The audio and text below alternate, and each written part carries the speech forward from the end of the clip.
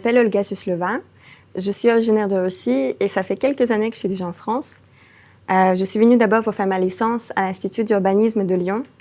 Et ensuite, j'ai continué, je fais un master à l'École d'urbanisme de Paris. Et en parallèle, j'ai obtenu un diplôme de géographie à l'École normale supérieure de Paris.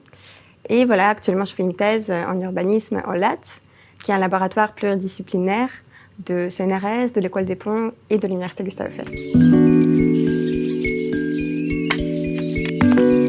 J'étudie les transformations urbaines post-soviétiques et plus particulièrement, j'étudie un programme de rénovation urbaine qui a été lancé à Saint-Pétersbourg en 2008 et qui a suscité beaucoup de controverses.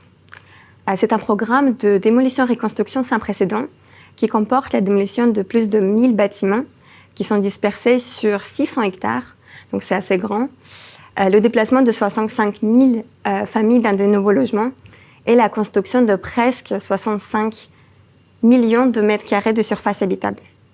Contrairement à la France, à Saint-Pétersbourg, ce projet, c'est un programme de partenariat public-privé. Donc, il est lancé par la ville, mais il est financé et piloté complètement, entièrement par un promoteur privé.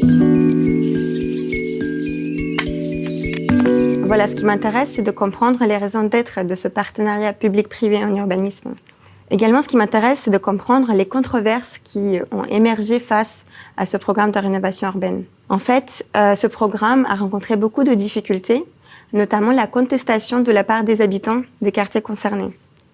En même temps, d'autres habitants ont dénoncé les délais très longs du programme de rénovation et se sont mobilisés pour soutenir le programme. Pourquoi certains habitants contestent-ils la rénovation alors que d'autres la soutiennent ?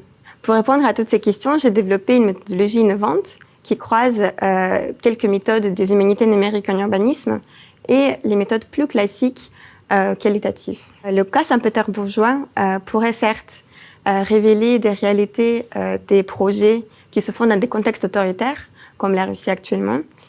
Mais en fait, ça peut aussi éclairer sur les dynamiques des partenariats privés en urbanisme en France ou en Europe, puisqu'il y a quelques questions qui se croisent.